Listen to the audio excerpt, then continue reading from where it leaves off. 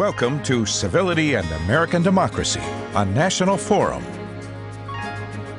Presented by the Center for Civil Discourse at the McCormick Graduate School of Policy and Global Studies at the University of Massachusetts, Boston. In partnership with Mass Humanities, WBUR Radio, and the National Endowment for the Humanities. Moderating today's discussion, the host of WBUR's On Point, Tom Ashbrook. Welcome again. It's great to be with you. Now, with a tremendous sense of history at our backs, we plunge forward into this very, very big subject. This session will be civility and morality. It's hard to get much bigger than that. There are big questions here. Is civility a smokescreen to maintain the status quo? Does it encourage conformity and inhibit dissent? Is civility sometimes in conflict with other important moral values, or simply with moral values? This question, could a new civility lead to a better informed citizenry? This panel will explore the relationship between civility and morality and the demands of justice, and it is a wonderful panel indeed. Austin Sarat is with us, professor of jurisprudence and political science at Amherst College. Alan Wolfe, professor of political science, Boston College, and David L. Smith, professor of English, Williams College. Austin Sarat will kick us off today. Professor Sarat.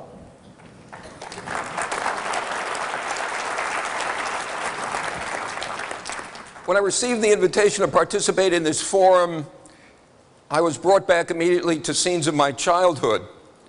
I was brought up in a house of many mottos, many aphorisms, and many slogans.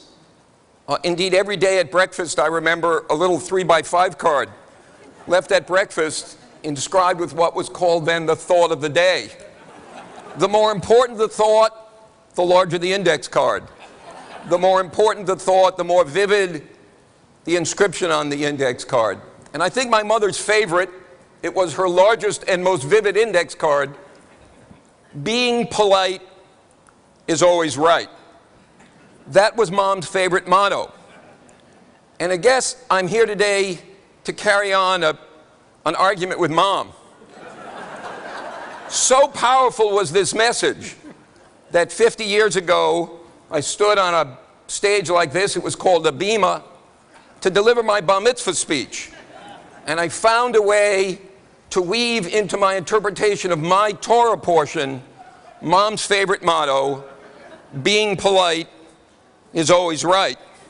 Mom sat about where John is now, smiling, kfelling, proud of her little boy. In today's world, it's a little hard, I think, to raise questions about civility.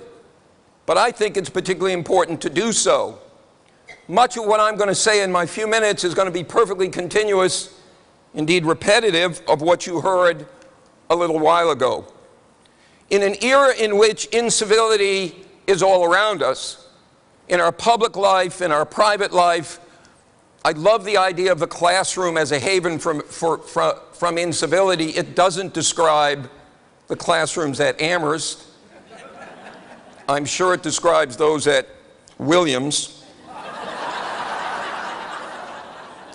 In an era in which there's so much incivility around us, in which incivility marks speech, incivility marks action, in which the boundaries of what is civil and uncivil are up for grabs, it's a little hard to raise questions about civility.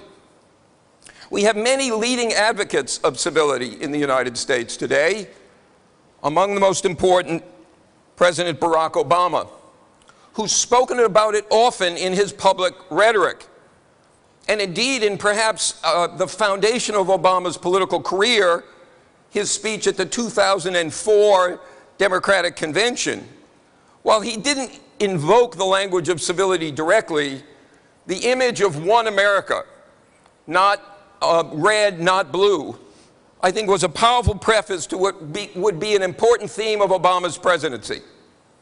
From his speech at Notre Dame to the remarkable and moving speech after the shootings in Arizona, Obama has invoked this theme, that civility is central to American democracy. Now, the introduction to this forum took up the challenge of defining civility.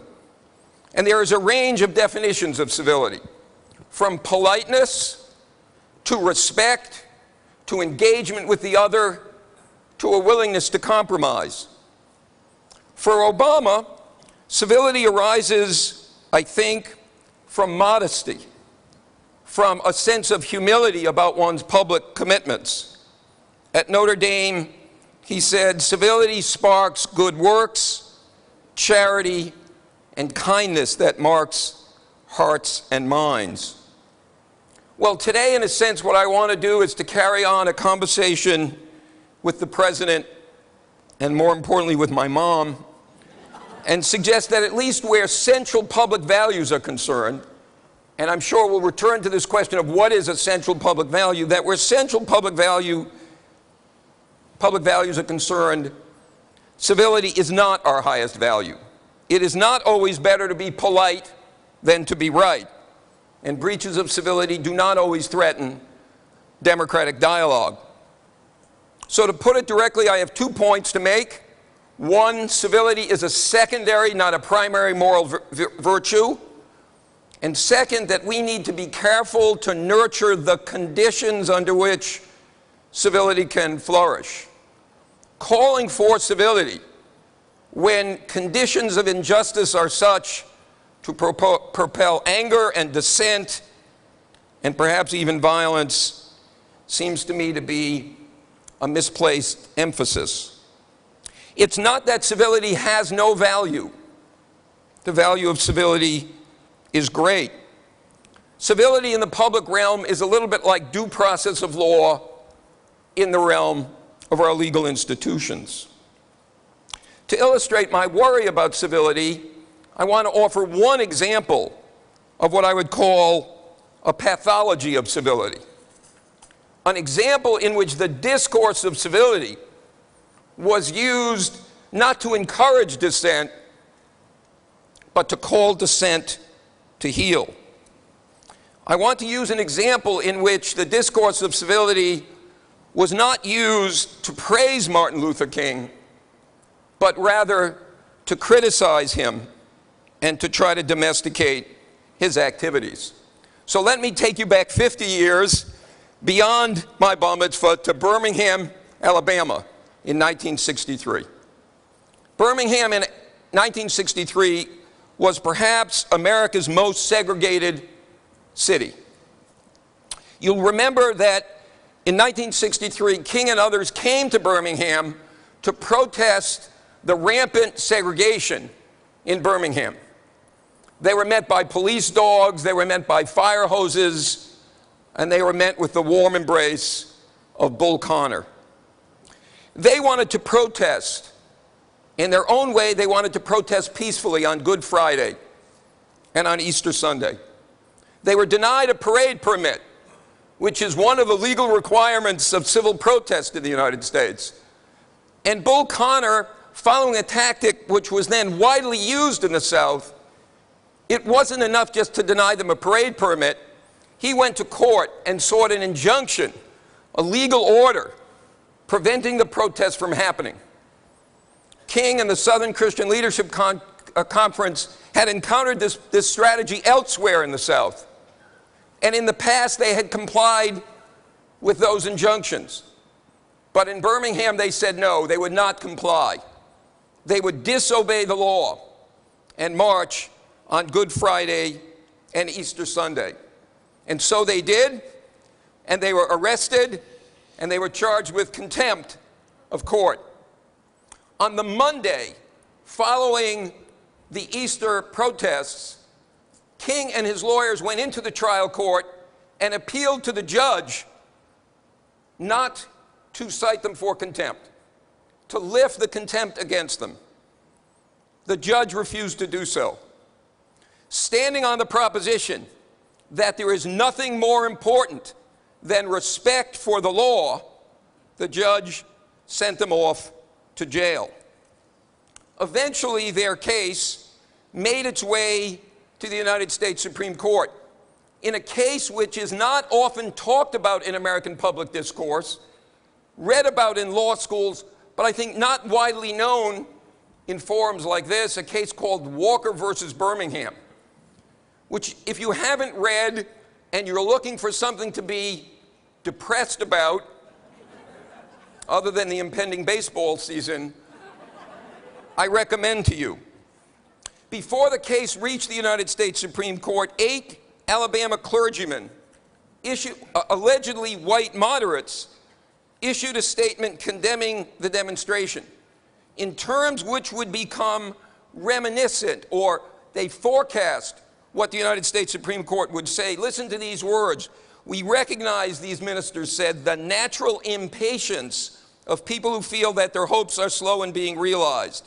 But we are convinced that these demonstrations are unwise and untimely. All of us need to face the responsibility of finding, quote, proper channels for the accomplishment of the goals that we seek. Just as we formally pointed out that hatred and violence have no sanction in our religious and political traditions, we also need to point out that the actions taken by the demonstrators in Birmingham are themselves inciting hatred and violence. Listen to the language of the United States Supreme Court. Justice Stewart, writing in Walker versus Birmingham, said, no matter how righteous one's commitment, no matter how just one's cause, respect for the law is a small price to pay for civilization itself. In reading those lines, in thinking about Walker versus Birmingham, I'm reminded of another great thinker of the 1960s, Herbert Marcuse, who wrote an essay on what he called repressive tolerance. He reminded us that tolerance in the face of radical evil is no virtue. This is my Barry Goldwater moment. Tolerance in the face of radical evil is no virtue. So with thanks to the sponsors for giving me an opportunity to revise my bar mitzvah speech, and with an apology to my mother, I want to remind us that being polite is not always right. Andrew Sarat. With respect to your mother, and thank you, but you say a couple of things. You say incivility is all around us, and you suggest that injustice is all around us. So, but then, is more incivility the answer? Is it possible that civility is the way out of this hole of injustice? Good, good. One of the problems in talking about civility is to imagine that civility is a thing like gravity. We all recognize it, we all understand it, we all see what it is, and we all agree to it.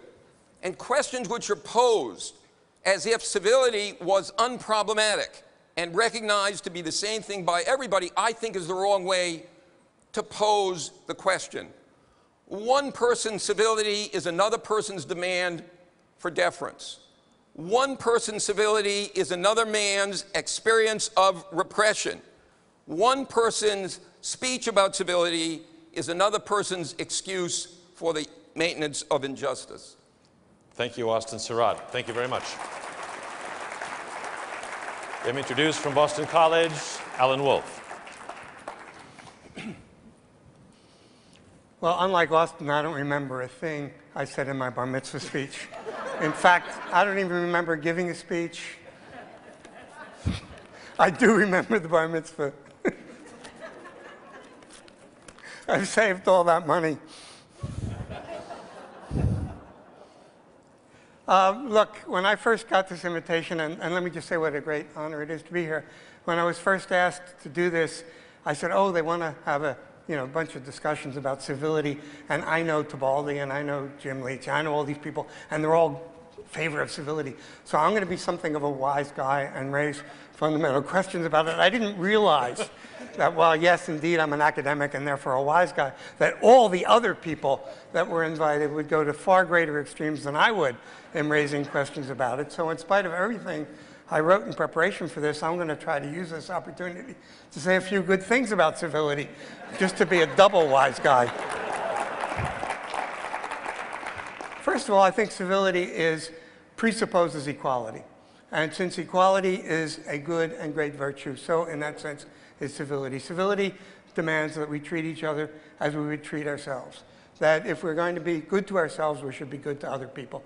There's a fundamental idea of respect built into the notion of civility and showing respect. Maybe we don't want to show respect in the face of radical evil, to be sure, but we rarely encounter radical evil. In most of our interactions through most of our day, the people that we deal with are people who we owe respect to them and they owe respect to us.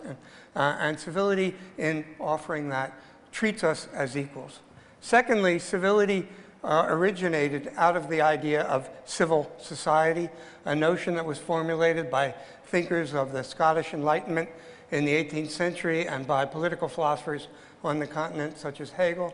And the notion of civil society, in the German translation would be bourgeois society, was a society composed of people whose relationships with each other would be different than the relationships that are found in either the world of the marketplace or the world of the state.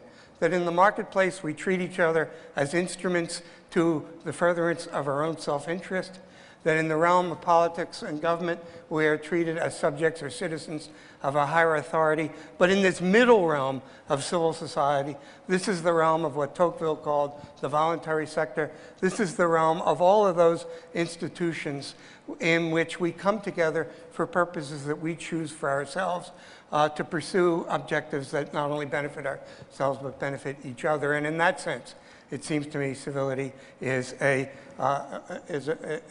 very positive thing indeed.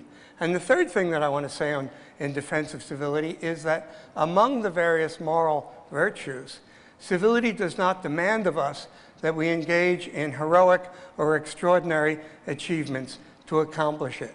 Compare civility for a moment with another virtue, the virtue of altruism. Civility is not altruism. Altruism demands a certain kind of self-sacrifice. Saints are canonized because of altruistic behavior. No one who engages in civility and civil actions should expect to be canonized. It doesn't require that we put aside things that value to us for the sake of absorption into a deep and abiding cause that requires that amount of sacrifice of what we might hold dear in another world or in another set of social arrangements. So we can achieve civility. We can achieve it, and because we can achieve it, and because it is not demanding on us, it gives us a certain kind of satisfaction that deeper forms of moral commitment do not. Now, having said all of that, I do say or I would think that the panel that preceded us, that talked about civility in American history, constantly came up with this question: is our moment worse now? And so on. And I just wanted to add also a comment about that. I thought it was enormously interesting, Tom and David and others, to begin with a panel on American history, which compares us to what we were like at an earlier time. But I think it's also important to compare us to what other countries are like and how other countries treat these issues, which we didn't do in the first panel. And in that regard, I think that while indeed we have certainly a deep degree of uncivility or incivility in our political discourse, we're nowhere near the point of a complete collapse of a democratic system, the way other democratic systems have been when incivility erupted into civil war in those societies. Like many people who write about politics, I've become increasingly fascinated by the ideas of a German political philosopher of the 1920s and 1930s, a man who flirted with and in fact joined the Nazi Party, a man named Carl Schmitt, who's famous for analyzing the realm of politics as essentially based upon what he calls the friend-enemy distinction, that in politics you must treat your opponent as an enemy you would vanquish, that any expression of respect you may give to your opponent in politics is a sign of weakness, that true political action consists in going to the brink of war. And while I certainly think that there are people in American politics who seek victory at almost any cost, who will lie furiously about their opponents, who will spend unimaginable sums of money on negative advertising, who will say you lied during a presidential speech on a hallowed occasion, come nowhere near that standard. After all, if you look at the awfully negative things that, for example, the Republican candidates say to each other in their innumerable debates, let's keep in mind that these are debates, that they're televised, that everyone's watching them, that this is not the realm that happens when politics completely breaks down. So yes, our politics is, in my view, filled with the flaws that Citizens United has opened the door to. But let's keep in perspective what other societies have experienced and recognize the blessings of civility in our own. Thank you so much. Alan Wolfe, thank you. Let me ask you, Alan, before you sit down. We'll do this thing. Question. You got to get the. You got to get the question. Now this reminds me of the one. All right. Yes. So I didn't expect you to be the champion of civility here today. I'm glad we've got one. But let me ask you this. Is it possible, the structure has kind of been put forward. This is broad terms that we get to think big and broad today, that civility may be actually the enemy of morality. But is it possible that in some cases, in some sense, civility is the ladder to morality? Oh, exactly. I think that's an exceptionally good way to point it. It's, I would think of it as a first step toward some of the other values that at least some people have said can come into conflict with morality. So, for example, if justice comes into conflict with civility, if justice can come into conflict with civility, which indeed it can, taking the first step of civility can lead toward justice. It's only a first step. But since we can all make first steps, it's one I think we ought to try to make. We'll talk more about that path. Alan Wolfe, thank you very much for your comments right here.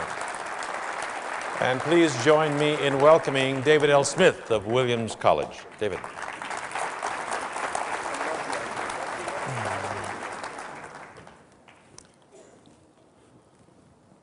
I feel that I would be personally remiss if I did not begin by thanking once again the sponsors for this symposium. It is not a frequent enough kind of occasion to be able to have this sort of conversation, and I want to thank David Tibaldi and Mass Humanities, Jim Leach, and the National Endowment for the Humanities, and of course Steve Crosby and UMass Boston. NEH is all too often embattled in Washington, D.C. It has shrunk a lot in recent decades, and the work it does is important. And I hope you would agree and give NEH and other humanities and arts agencies, public humanities and arts agencies, your support. When I received the invitation to participate in this, I had mixed reactions. And a large part of the mix was just a sinking feeling, because civility, in my mind, it was whose notion of civility? Who gets to define what becomes the consensual understanding of what civil behavior is? However, there's more to it than that, and as I said, it was a mixed feeling. I also understand that this cluster of words, civil, civility, civilization, in its older history, comes from a root that means light. And these are concepts that are about people coming together in cooperation for mutual enlightenment. We've lost that sense of them, except in the word civilization. But as a humanist, it's important to me to be interested in that and to try to bring some consciousness of that back. It's not just about decorum, but it's about the concept that truth, enlightenment, improves the character. And the improvement in character and intelligence makes itself manifest in how people behave. We don't talk about that, and perhaps we should.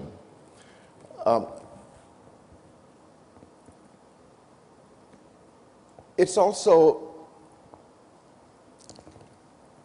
important for humanists to make their voices heard regarding public issues and in times of crisis. And whether we're in crisis or not is something we can talk about. I'm not sure I agree with the consensus in the first panel. We can save that point. But certainly when I began to think about what I might do for this, some of the first examples that came to mind are ones you've heard about already. I thought about Preston Brooks and his assault on Senator Sumter, and the difference in the sense of public virtue, public morality, public behavior that was manifest in the reaction in the North and in the South. This man, who was a big, imposing physical specimen in his prime of life, walked up behind Senator Sumter, who was sitting at his bench, took his walking stick and assaulted him from behind and beat him over the head until he broke his walking stick. Sumter was out of the Senate for a long time before he could return because of his injuries. And Southerners responded by sending scores of walking sticks congratulating him. I heard you broke your walking stick, here's a new one. Now, we have two different concepts of civility at work, but who's to say what's right? And so the negotiation that reconciles difference is hard. And it's hard not in a shallow sense, but because there are fundamentally different interests at stake.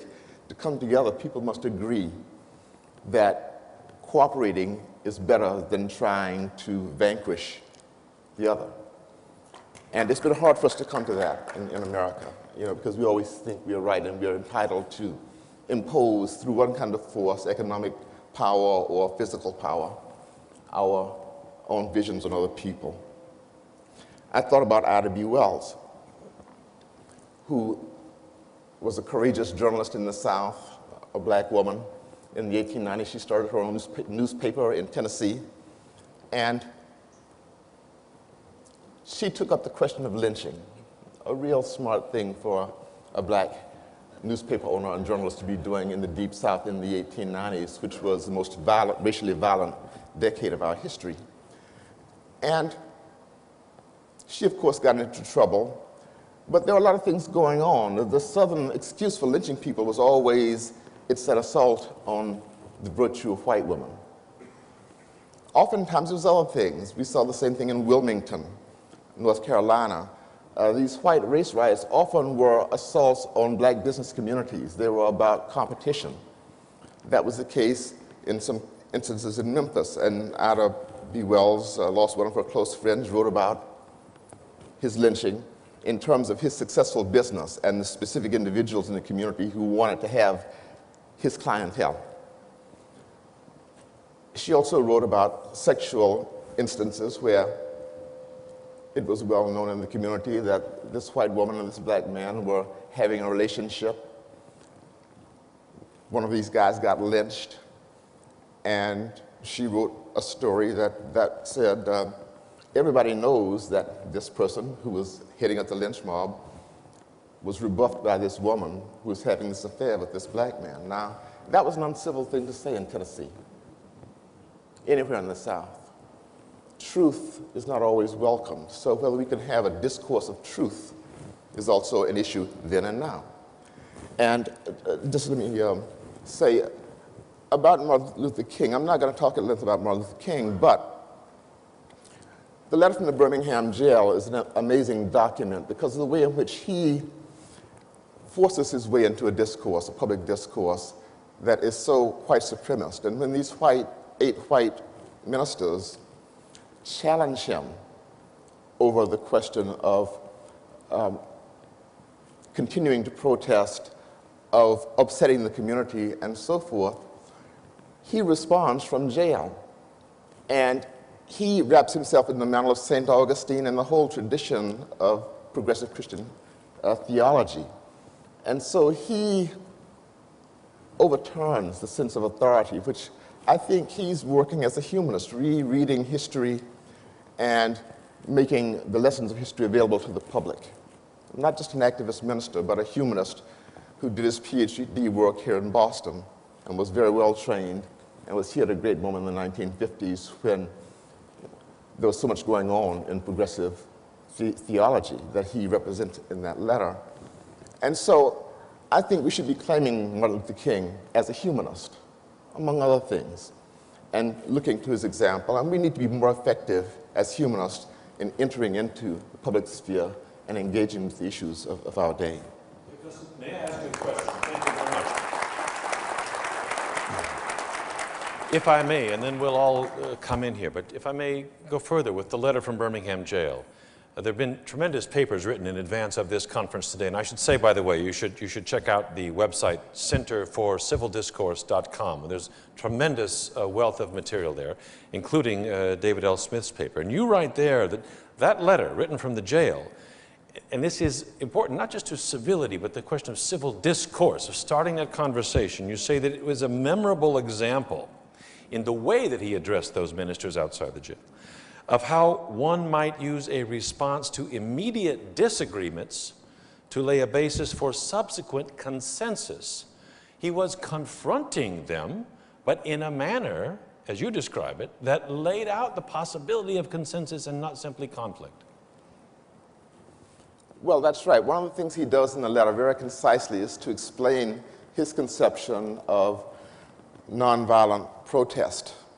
And he says the point is to create a crisis of conscience in the person who is doing wrong, and to put them in a position, a public position, where they have to decide whether they are going to persist in wrongdoing or to change their behavior and act in accordance with the principles they claim to believe in. And so in that sense, the provocation of acting up in public is not just about getting what one wants in terms of changes in laws and in the enforcement of laws and so forth, but it's also directed to the white public in terms of where their sentiments lie. And so it's an aggressive thing, and he explains it very concisely there, and that's why a conception of civil discourse that wants to exclude passion, dissent, and so forth is problematic, because you can't have growth, you can't have real cooperation unless you bring differences forward in an honest way and work them through.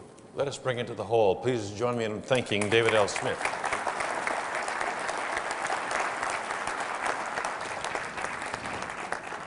Now, again, in this session, we will look forward to taking your questions and comments, whether you are here in the hall or following this conversation around the country. And we will turn to those in just a few minutes here. So prepare or offer them now online or remotely, if you will, and we will come to you. I'd like to dive in on just exactly this point, because I think so far in some of the conversation today, there's the notion that civility, let's put that aside. Let's go to civil discourse, because the discourse part suggests that there's more than one party here, and whenever there's more than one party, there's not necessarily harmony. This is not necessarily a minuet at all. The notion that civility or civil discourse is something pallid or wimpy seems to me quite an unnecessary characterization of it. And this example from the Birmingham Jail is a great one. It began with a provocation, which was seen as a great provocation, at least by Bull Connor, but turned by Martin Luther King from that jail into both a provocation and an invitation to a moral conversation. It was a challenging invitation. It challenged them publicly to consider and announce where they stood. But it seems to me that, I mean, if we're going to look at this in terms of morality, is there any reason for us to presume that civil discourse is somehow at odds with the pursuit of morality? Could it not be that in some ways, in terms of the modeling that our colleague here raised earlier, could it not be part of the very stuff of morality? Let me come first to you, Austin, if I may. Again, I want to fight the premise of your question a little bit by reminding us of some of the words that you've come back to over and over again. One of the words that you come back to over and over again is the word consensus. So there is no opposition. There is no necessary opposition between civility or civil discourse and morality. That's not my view. I don't think I know anybody that has that view. The question that we're wrestling with is less a binarism. If you have civility, you don't have morality, than a question of judgment and a question of analysis. So as was noted in the prior panel, we have periodic outbreaks of a crisis of civility. Or the sense of that crisis, anyway. A crisis of civility, and it's announced, and then we invest in it. And David had the very good judgment of inviting academics and requiring us to speak in 8 minutes, rather than delivering 8 minutes worth of remarks in 45 minutes. Well, if I'd had my 45 minutes, I would have given you the bibliography on civility. But one thing I want to mention, for those of you that are interested, I want to invite you to read an essay by Benjamin DeMott called Seduced by Civility, which was published in the late 1970s. And much of this argument is recapitulated. And the argument comes down to, and I think Alan kind of finally put it, it's where do you put your emphasis? Do you put your emphasis on the day-to-day interactions around, let's call it, mediating political issues? Or do you put your emphasis on the great political issues which define what I'm going to call paradigm shifts? We can talk all we want to talk about the cases of King and Gandhi, and we should. But I'd invite us to think about all of the negative cases, all of the cases where civil discourse moved not one iota closer to justice. So I think it's wrong to cast this as it's civility versus morality, and more to invite us to think about how do we make the judgments of the balance, how do we recognize when commitments to civility are getting in the way of significant advances. Well, let me put it in different terms than Alan. I'll come first to you. I hear the pushback, and yet I think a lot of people have the feeling today that some of our capacity to address deeper moral issues in this country is being derailed by incivility, that you can sort of just step out of the conversation through anger, through emotion, through loud charges, rather than actually picking up the deeper issues that we ought to be talking about in this country. That incivility becomes almost a weapon of derailment. Well, since I've cast myself in this role now of defender of civility, I'll put it this way. You asked about the relationship between civility and morality. This whole panel is devoted to that question. So what kind of morality are we talking about? It seems to me the dominant forms of morality that define our lives today in this country stem either from the Christian emphasis on the golden rule or from Adam Smith's notion of sympathy in his book, The Theory of Moral Sentiments, or from Immanuel Kant's categorical imperative, or from contemporary political philosophers like John Rawls. And all of these thinkers essentially imagine morality as the ability to get some perspective of removal from yourself, to put yourself in some way in the position of another person, and to make moral judgments based upon some conception of something outside my immediate needs.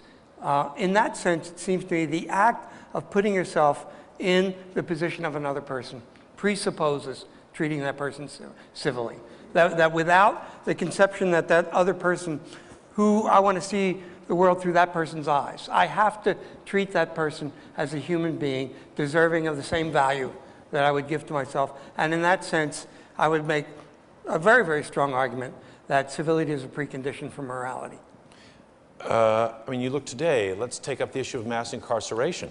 If all you do in response to that very vivid and large-scale issue in our country is shout, soft on crime, to anybody who raises the issue, soft on crime, never leave the civil part of this out. The discourse itself seems to me not to exist. How do you engage the discourse without being open to discourse, and how do you have a discourse without some kind of civility, not the frock coat style necessarily? Civility, at least as I'm using it here, refers to a willingness to engage in the debate, which can mean that you argue. It certainly ought to mean that you argue with your opponent in the debate, that you argue passionately, that you argue vehemently. But the point is, why am I even beginning to engage in a debate with someone who holds a radically different position? If I believe that that incarceration is a moral evil, and that person over there believes it's absolutely essential, why would we even talk to each other in the first place unless we thought each other's views were worth engaging? And in that sense, that's the civil precondition. So civility is not an namby-pamby politeness. Civility actually makes possible radical disagreement. In that sense, when there may not even be mutual respect between parties, David Smith, Martin Luther King, in his letter from the Birmingham Jail, he was calling on deep traditions of moral teaching to establish a common ground with those he was addressing, is the lesson I take from your writing on this. And I wonder if he saw himself as much as he may have been seen as incivil, as outside the bounds of what was accepted as the cultural civility of that region in any case at that time, if he saw himself as deliberately kind of pushing a continent of civility toward people who didn't want to engage in that, a discourse toward people who did not want the discourse, using a moral lattice work to pull them in. Well, I think that Dr. King felt it to be his moral responsibility to put this challenge forward, to kind of create a basis for the beginning of some movement in a better direction. I'm not sure how optimistic he was about how many takers there would be in the short term. He was, after all, a Southerner and was aware of the violence of racial feeling and of the strength of bigoted consensus. Nevertheless, the question is, do you look at an overwhelming problem and say, well, I just must submit to it, or do you make the best effort you can to begin making steps to ameliorate it? And it seems to me that's what he's doing there. He just come from facing Bull Connor's police dogs, and these 8 preachers praise the police for restraint, which he rebukes them for in this letter, and it comes across very sharply because these are ministers. And for them to think that setting dogs on unarmed people is a judicious way of maintaining order suggests a real lack of compassion, and that comes through very sharply. So he's creating a crisis of conscience for them. Their legitimacy as moral leaders is called into question by his rhetoric. But that's the strategy that he's working with, because he wants them not just to say, yes, you've made a debating point, but he wants them to change. I want to look in here with a fine kind of consideration, because we're talking about civil discourse. He championed civil disobedience. Civil is still in there. And his civil disobedience I take as a kind of discourse. And I wonder from a moral point of view if it is necessary, or sometimes necessary, there's no universal here maybe, but to keep the civil part in that discourse, even when it's disobedience, to our earlier comment from the floor, if we're to can you pursue morality without some element of that civility in it, the respect for the other? Well, he's very concerned with that, though when he makes that point, he cites St. Augustine. The question that the 8 ministers raise is, how do you decide to obey some laws and to disobey others? And he says, St. Augustine's view of this was that an unjust law is no law at all. And so he's claiming the authority of one of the founding figures of Christianity to justify his right to look at the law through moral eyes and decide some laws are wrong. If they degrade human character, he says, they are wrong. And it's an interesting way of responding to that, because he's speaking to ministers.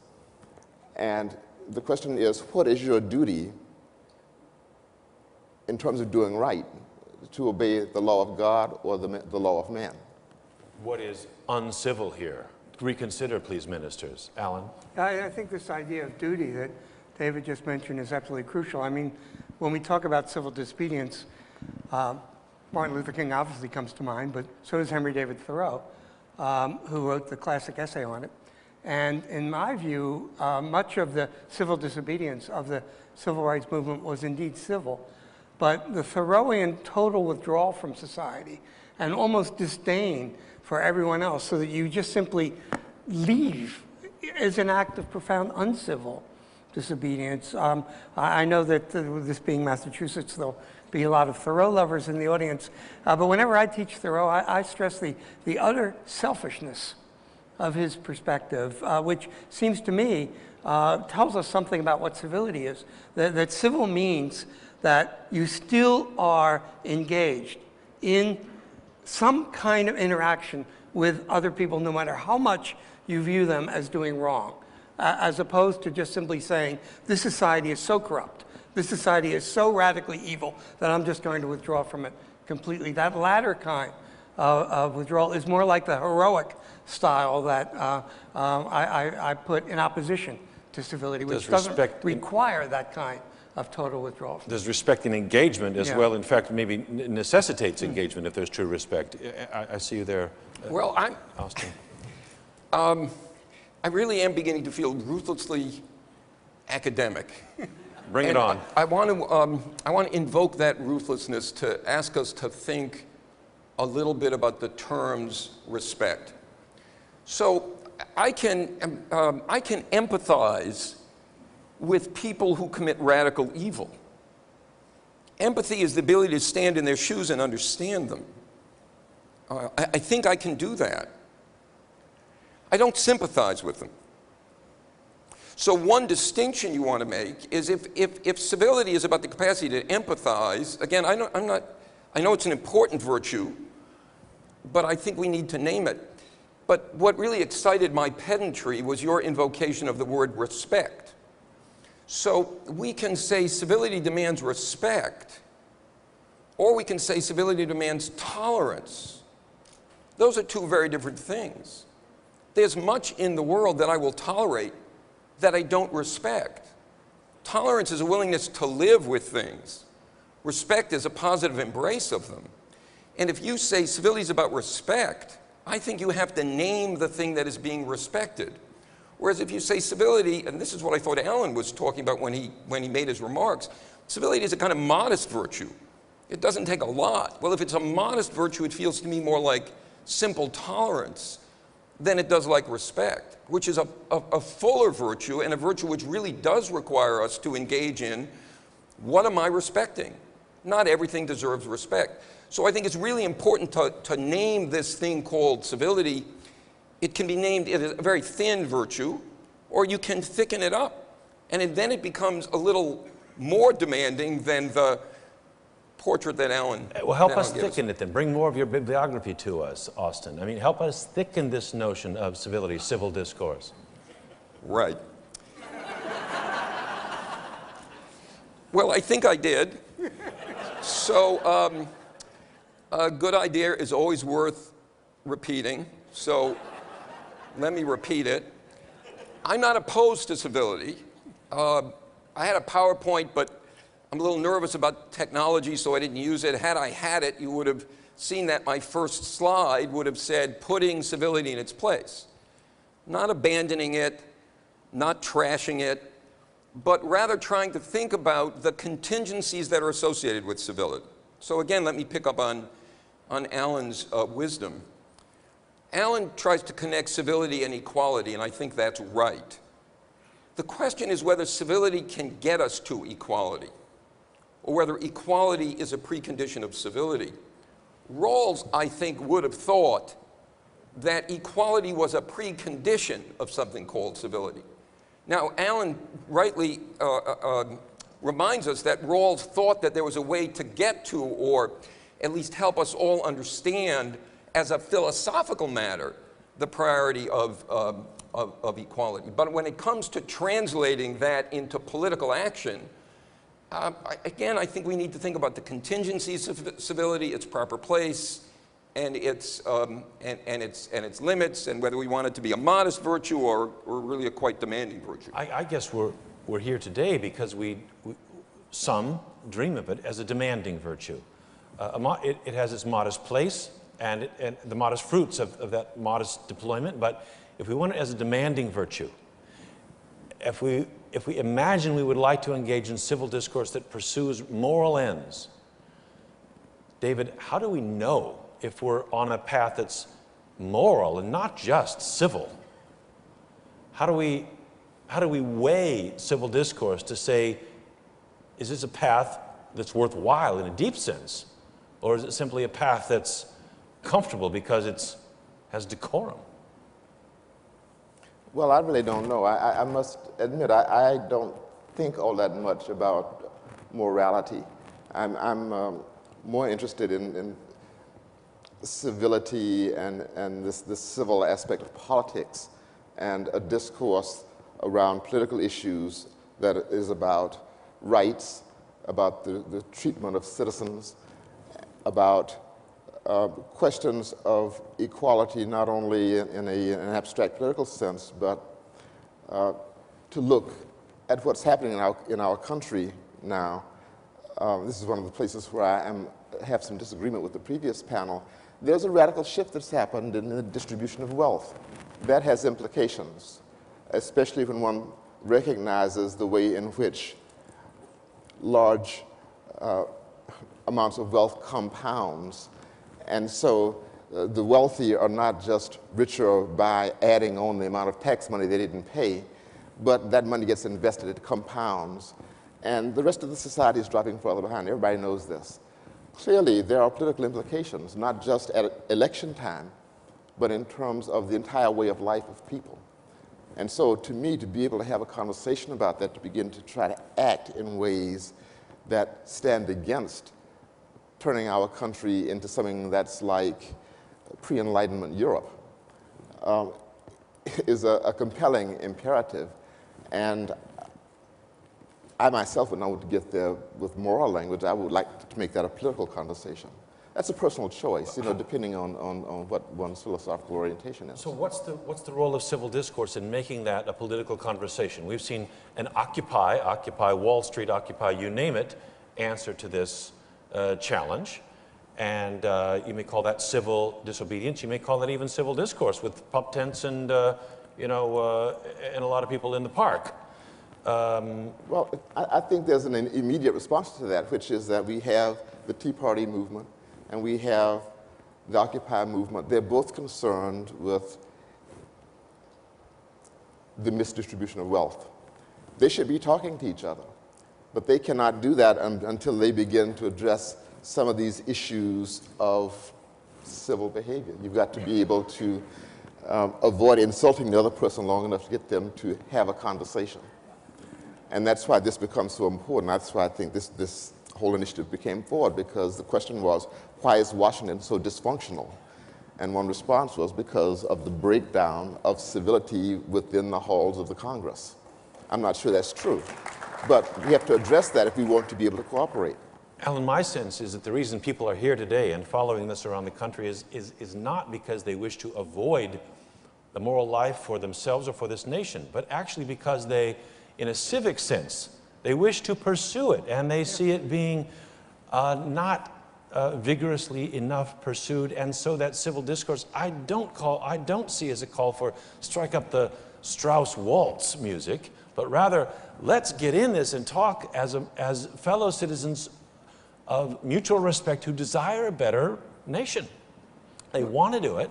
If we describe it here today as a kind of lesser path or selling out or not stern enough, I'm not sure we're laying out the path people know how to walk down in a way that fits inside our democratic structure. I couldn't disagree with you more. With a smile. Let me put it this way. First, I do think that even the kind of respect I was calling for is actually quite modest. Or it's a form of recognition as opposed to an acceptance of another person and their views. And so I think I am arguing for a very modest conception of civility, a non-heroic one. And it's precisely because, as a political scientist, I have seen over and over again a deep strain of what I would call romanticism or perfectionism in the American people, that they detect an evil in Washington, big money, whatever it is, and they say, oh, Mr. Smith goes to Washington. Let's go there, let's reform it. This runs throughout the films of John Ford. It runs throughout all of American culture, this idea that the good, average, ordinary citizen is a person of virtue, and those people in Washington are horrible, and if you just let the ordinary people in, sunshine will reign. And that's a very, very romantic and naive way. I'm saying let's lower our sights. Let's expect less, and then I think we'll get a whole lot more. That if we think we're just going to overturn the way politics has been conducted, which always involves money, which always involves people accusing each other of all kinds of heinous acts, we're just going to get so disillusioned that, as Jill said in the first panel, which I thought was great, that 10 years ago it would have been apathy. You know, now we're talking about engagement.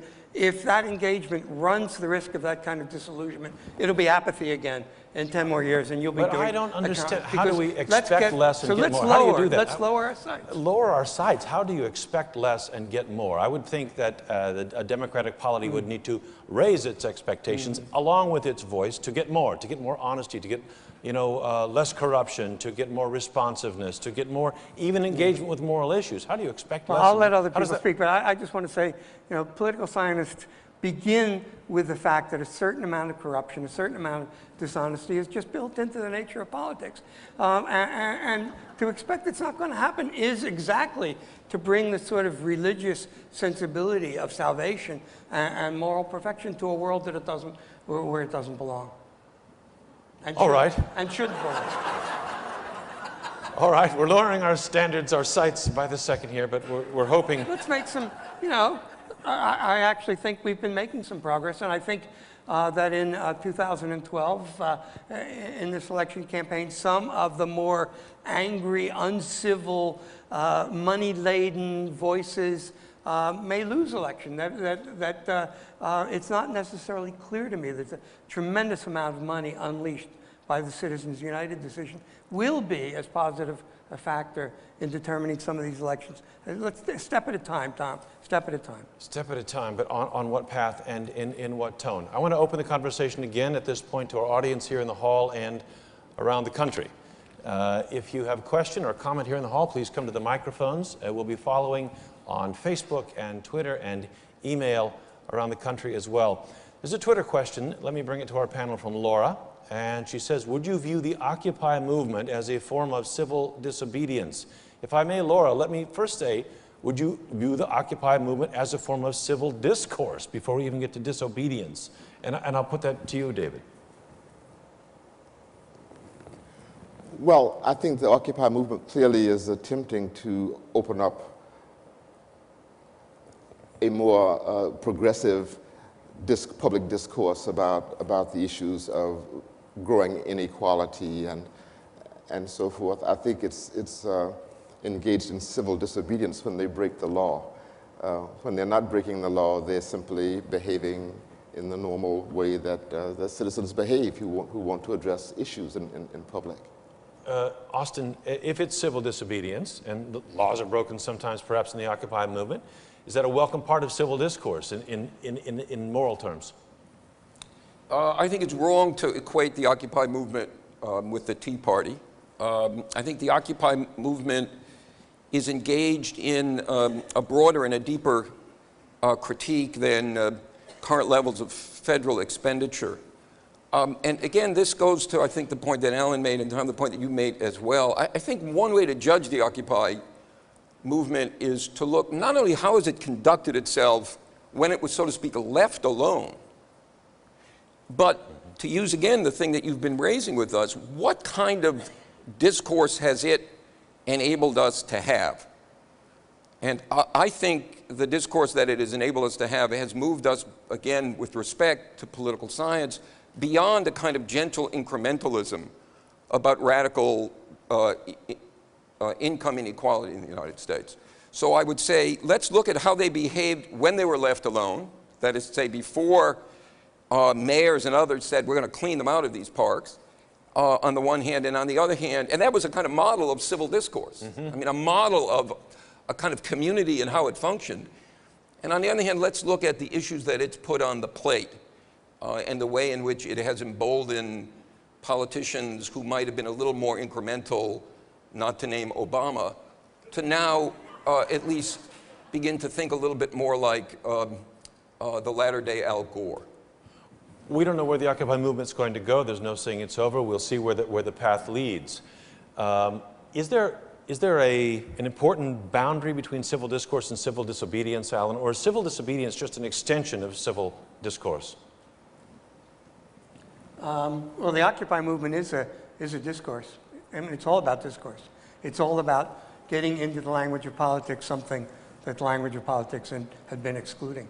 So I see it as almost entirely discursive.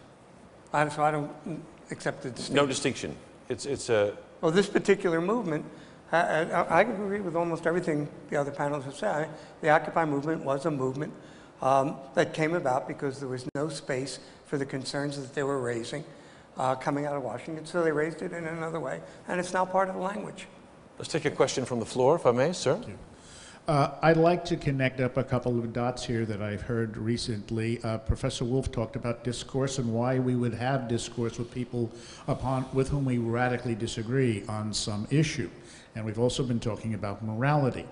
Now, I have a sneaking suspicion that among the panelists today and among the audience, there are very few Santorum bumper stickers.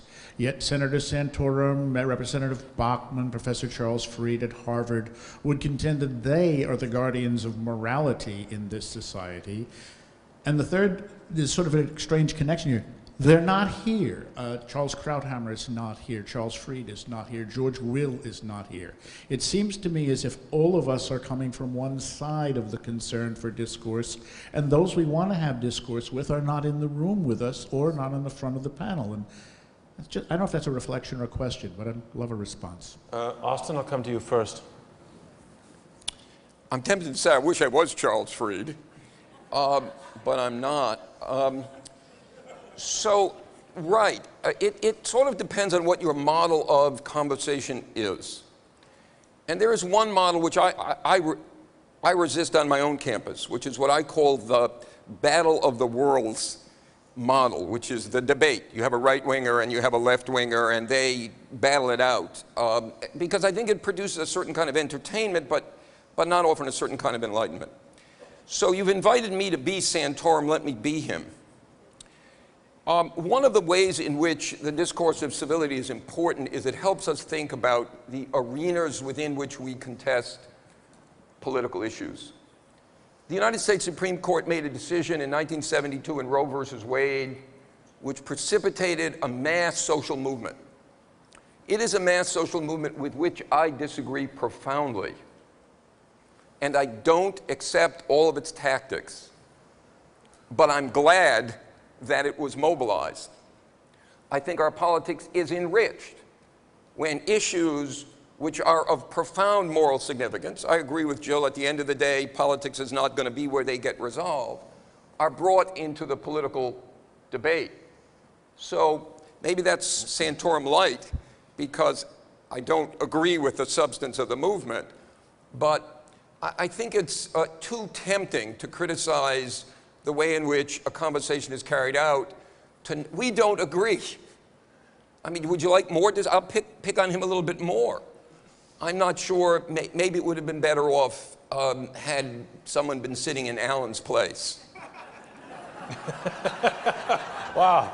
Well, with respect to that, let me say that I completely agree with Rick Santorum when he said that the 2012 election is going to be one of the most important elections ever facing the American people, and that in some ways, the outcomes of that election will determine the shape of our future. On that, I completely agree, which is why I hope he gets the nomination of the Republican Party, and I hope he is able to articulate his position so that 80% of women in the United States will vote against him, so that Barack Obama will be successfully reelected. So you were right. I think your point is confirmed. There's a big context for this conversation, and we need to keep in mind the full dimensions of it. I should say to our audience that's watching at webcam locations around the country, please feel free to step to those webcams, and we will bring you right in visually as well if you're there with a question at the tip of your tongue. Here's an email question from Pam. How much of the change in civility in our democracy is a result of the increased influence of money? I fear that the power of the individual vote is disappearing. David, let me bring it to you. If people feel disempowered in the presence of towering cliffs of money that are brought into the political arena, is that a disincentive or discouragement from the kind of civil discourse individual at a time we may need to come to conclusions in this country? Well, I would start, but I don't claim to be an expert in the history of campaign financing. I think that it's obvious, and many people have said this today, that there's always been a lot of money, legally or illegally, around politics and elections, influencing votes in Congress, influencing the outcomes of political organizing in communities, and so forth. So we have perhaps more transparency now than in the past because of a lot of factors. It's not so obvious to me that the presence of money is a different thing. Now, clearly, the recent Supreme Court decisions make it possible for very large concentrations of money to be brought forward in a very open kind of way. You know, this sort of naked use of corporate power and wealth to influence what might be really peripheral elections, but in terms of vote counting in Congress, that seat is still worth having. And so it seems to me maybe that's a change, and one that should be reversed, I would think. But I'm not sure that more broadly that there's that much difference. Is there a difference between Bull Connor's dogs and a very large amount of money being brought into a conversation? I mean, they both reflect power of a sort, Austin. If we're asking people to address moral issues through civil discourse, and yet we put power elements in the scene which are of such vastly different scales, what's the impact? Yeah, again, I think you're naming the right problem. I mean, the right problem is what I call the background conditions for civil discourse. So in the presence of radical difference, again, I think we need to think about civility differently when civility is a demand from your betters for you to behave yourself, than when civility is a demand, if you will, among relative equals for a certain kind of conversation. And I think you're right to keep the focus on what happens to political discourse in conditions of radical inequality. And you're right to say it's easy to see that when it's police dogs and fire hoses than it is with money. But I do want to say I think the problem, money for progressives is an issue which should be left behind because it mobilizes almost no one. It just doesn't win elections. How many of you know Governor Warren Tolman of Massachusetts? Because he isn't one. Warren Tolman, a former Amherst student, when he ran for governor of Massachusetts, ran as a clean elections candidate. So what is the problem? I think the problem isn't just money and radical inequality, and this names exactly what Alan names. The problem is a political strategy, a conscious political strategy, to move issues out of the domain of the incremental and into the domain of the monumental. It's not that the Republicans are any less civil than the Democrats as human beings. They've just understood that they can make political gain by removing issues from the domain that Alan names the incremental or the partial and convert them into arguments about ultimate aims. And we want to think about why that's happened, and we want to think about how to respond to it as much as we want to think about the influence of money in politics. You're suggesting with that when you reframe challenges in monumental terms, they're no longer accessible to civil discourse? I'm suggesting that we could say about the Republicans or the Democrats, oh, they're not being civil. But we could also actually try to analyze and think about why are they not behaving civilly. And what I'm saying is they learned that there's a very nice article in this month's Atlantic. This is the lesson Obama is learning.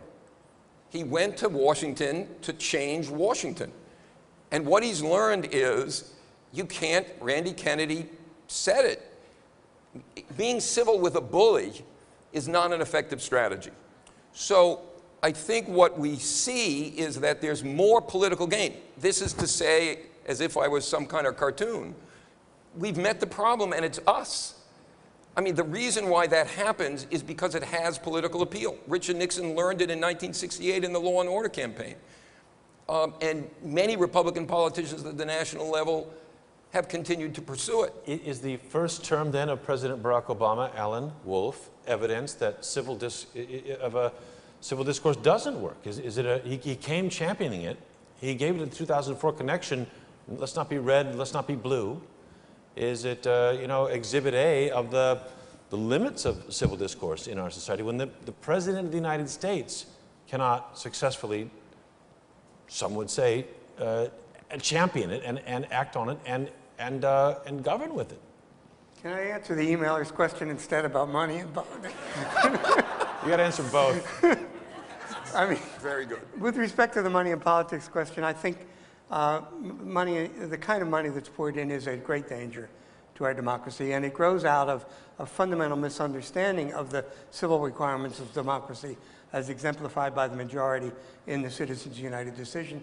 Because everything we've been talking about here, at least maybe everything I've been talking about here, is this notion of respect, but it's respect for other human beings. It's human beings that we share the planet with that have rights like us, that are rights-bearing creatures. The idea that a corporation has a right to free speech is such a fundamentally contradiction to that way of thinking that, you know, so okay, I got some applause. With Barack Obama, you know, he is almost, some of us were actually trying to warn him about that kind of idealism. You didn't have to be a Clinton triangulist to see that Obama was heading for trouble.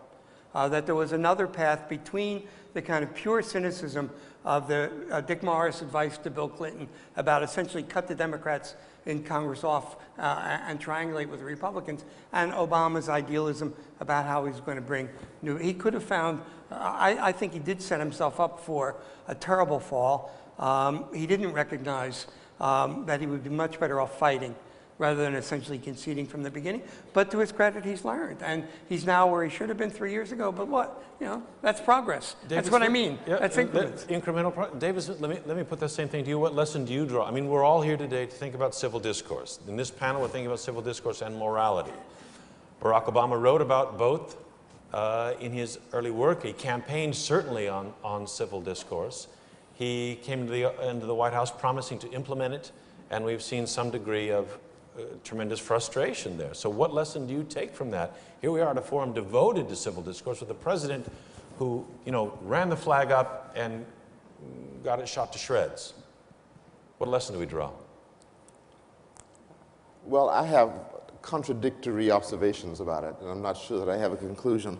On the one hand, yes, it's true that Obama seems to have really believed that he could get people in Washington to behave better and to cooperate and to embrace this idea that everyone who's elected to national office should have a primary commitment to do what's best for the American people and for their constituents. Clearly, that is not the reigning ethos in the Congress, and he failed to get movement on that issue. The Republican Party has been very clear from the moment he was elected that their strategy against him was going to be to blame him for everything, to try to get him to fail and then to advertise his failures, that simply defeating him was their mission. This whole issue of doing good for the people was off the table. On the other hand, though, he's had an amazingly successful record with his the bills he wanted to get passed, with his agenda. If one goes down the checklist of things he said he was going to do, he's done a lot more of them than most presidents, and he doesn't get credit for that. So I don't have a conclusion bringing those two things together, but I would say that there's sort of contradictory things there because he's had a lot more success than we give him credit for. We've got Barack coming in with a tweet saying, Obama, a leader in civil discourse, his rhetoric is not from humility or modesty, but from rather a pompous elitism. And he was born in Kenya. Yes. Well, I mean, well, I do think to our earlier audience members, there is a portion of society that does see this call for civil discourse as a kind of elite, tut, settle down there, rowdy people, don't rock the boat, or in a way that we don't like. Whatever you define it. A lot of Americans have problems with, especially, I mean, there's a racial dimension to this. Mm-hmm. A sophisticated black man is aggravating to a lot of Americans. And he's not pretending to be what he's not. He owns blue jeans. You don't see him in blue jeans a lot. He's not trying to dress down, to talk down, to pretend that, he just came in out of the ghetto. And so there's a lot of negativity aimed at him because, you know, he's Harvard and he's all of those kinds of, he has that elite pedigree that people resent. And they especially resent it in people of color, and most especially in black men. So to me, that's where that anger comes from. Civil discourse and morality. Another question from the hall here, please. Thank you. My name is Adam Gibbons. I live here in Dorchester, a neighborhood in Boston. I've really appreciated this panel. I came here today a little hesitant because I feel very much as the panel does, that, Professor Wolfe said, you know, it's much simpler. In lowering expectations in a way, because I think it is about being more specific about the field that you're talking about. I don't think there's a general definition of civility that you can apply here, because then it does become tut-tut, settle down. And you know, we all deal with civility in our everyday life, and I think whatever field you apply it to, it's basically, do the ends justify the means? And I can shout at somebody now and I'm justified, but maybe it ruins my relationship down the road.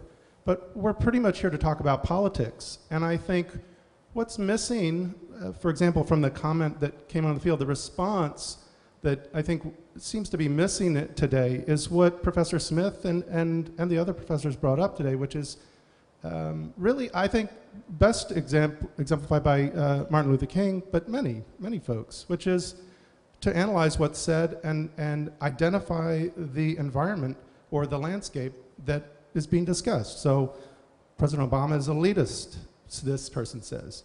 So address that, define it, and I think what Professor Sarat mentioned, you know, you don't address a bully with civility. But what that, I think you do if you're defining it by the terms or definition of Martin Luther King, who addressed it with great civility, but did not, at the implication when you say you don't be civil to a bully, the civil word sounds like, oh, you just be polite and everything. But I think really there's much a broader definition of civility here, which is about humanity and identity and being forceful about your argument. And in some ways, President Obama has, in trying to be civil in many of his engagements, I think has at some points left out the importance of defining the landscape and the arguments and the weakness of certain arguments. I think the thing that was put up on the website is fairly easy to take apart and prove why it's not right. There's kind of a feeling today that someone said something so insulting and ridiculous, that's just uncivil. And that argument, I think, is the weakness of our time, where we're at a place like we were in the 60s, like we were in early 1900s, and many eras before, where we're learning how to be more sophisticated. And we're facing a more sophisticated or complex world with media and money and so forth. Civility is not an exemption from trenchant criticism. We get that, and I thank you for your comment. Let me get one more right here, if I may. Thank you very much, sir. Ma'am. Thank you. Dorothy Austin, Harvard. What would this conversation sound like if we were talking about the civil rights of gay people? What constitutes civil discourse about these rights? And what constitutes effective acts of civil disobedience? I don't know that it would be different or why it would be different, but elaborate. I'm taking this up as another example. What constitutes the civil discourse about gay rights in our country right now? Who will pick it up? Here's an issue. It's a moral issue. Yeah. It's a social issue, cultural issue. Yeah. Morals. Well, Rights. in the late 1980s, Dorothy, I wrote a book called One Nation After All. I interviewed 200 middle-class Americans around the country about their views on a number of issues. And I found an extraordinary level of tolerance in the United States that was unexpected. But I also wrote, and I published it as a separate article in the New York Times Magazine, that on the issue of homosexuality, it was like a different, the language of ugly, horrible language that came out of people's mouths was extraordinary. They were going from saying the nicest things you can imagine to the ugliest language possible. In the 12, 20, whatever years since that book, this country has changed dramatically. I said back then it would never happen. I was asked, did I think this virulent opposition to gay people in our midst would go away? And I said, it seemed so deep to me that I doubted it ever would. We're clearly on a path toward acceptance of gay marriage in the country at large, obviously not in certain states. That kind of ugly language, I'm sure, is still said in lots of places, but it's said less and less in public. If this isn't an example of how society can change, then I don't know where you could find one, really. Relate it to the theme of our day. Did this change come about through active, vigorous civil discourse? Did it come about through public demonstrations of unhappiness with the status quo? I think it came, because the first step before marriage was civil unions, using the word civil again. And I think it was that when people demonstrated that they simply love each other and they want to be able to live like any other couple that loves each other, you couldn't then continue that language of hatred in the face of that. Austin? I think that's I think it's a great question, an invitation for us to think together a little bit more systematically. And I just offer three thoughts. One is that the gay rights movement, it seems to me, is inconceivable without the civil rights movement. So part of the success of the gay rights movement depends upon its ability to rescue the discourse around the movement from the attempts of certain people to say, no, it's not civil rights, it's special rights. That's the first thing to say. The second thing, so I think it's inconceivable, whatever progress, without understanding it through a civil rights rhetoric. The second thing is that because the politics, so much of the politics of the contemporary gay rights movement is about the domestic sphere, it has a somewhat different resonance when even Dick Cheney has the pleasure of realizing the different ways in which people express their love. In his own family. Third, again, apologize for offering something to read, but read Justice Scalia's dissenting opinion in Evans versus Romer as an instance of uncivil discourse delivered in a civil form. So in this case, Scalia was talking about the Colorado ordinance, the Colorado referendum that overturned an anti-discrimination ordinance. And he compared the efforts of gays and lesbians to protect their civil rights to what he calls the politics of elites concentrated in cities and universities. So I think that thinking about the gay rights movement, we've heard a lot already today that would lead at least me to go back and start with the civil rights movement. I want to take one more question from this is again on Twitter, and I'll bring this to you, David Smith. It's from Ruby Martin Keller. And I'd like to put this in terms of how Dr. King might look at this. Are we morally obligated to be civil in our discourse when the opposing view is incompatible with human values? This must have been a question that he wrestled with again and again. Well, I'm not quite sure what incompatible with human values means. I don't know if Dr. King would have accepted that.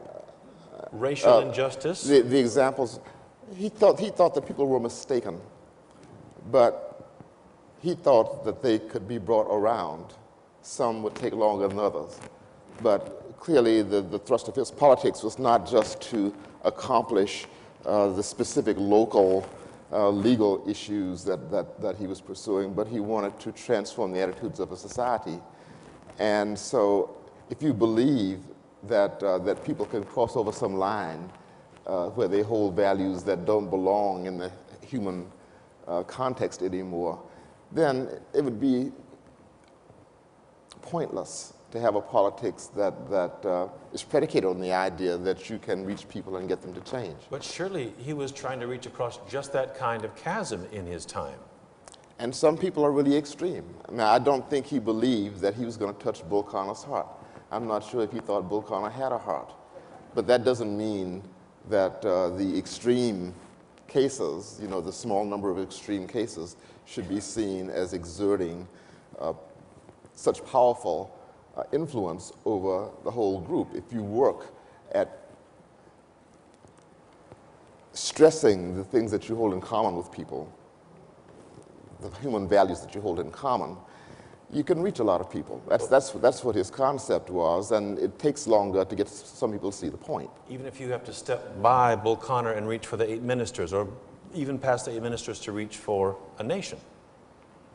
And if you have to make a sacrifice, I mean, that was also part of his thinking, that virtue, following God's calling, can be a sacrificial task. And so sometimes in order to have success, you sacrifice yourself. Civil discourse taken to civil disobedience, taken even unto a sacrificial task. This may sound simple, but it is not. Despite the civil word put on top, and not necessarily easy at all to follow this to moral ends. I'm really grateful to this panel for helping us explore that for a bit today. David L. Smith, Alan Wolfe, and Austin Sarat, thank you very much for your time today.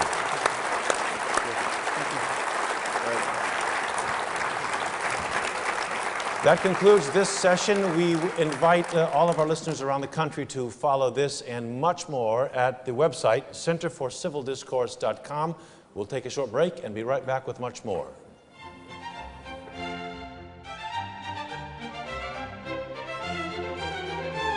Civility and American Democracy, a national forum, has been brought to you by UMass Boston in partnership with Mass Humanities, 90.9 WBUR, the National Endowment for the Humanities, and the University of Alaska, the Bush School of Government and Public Service at Texas A&M University, Claremont Graduate University, the Evans School of Public Policy at the University of Washington, the Goldfarb Center for Public Affairs and Civic Engagement at Colby College, the National Institute for Civil Discourse at the University of Arizona, the New Hampshire Institute of Politics at St. Anselm College, the Robert F. Wagner School of Public Service at New York University, and the School of Public Affairs at Arizona State University.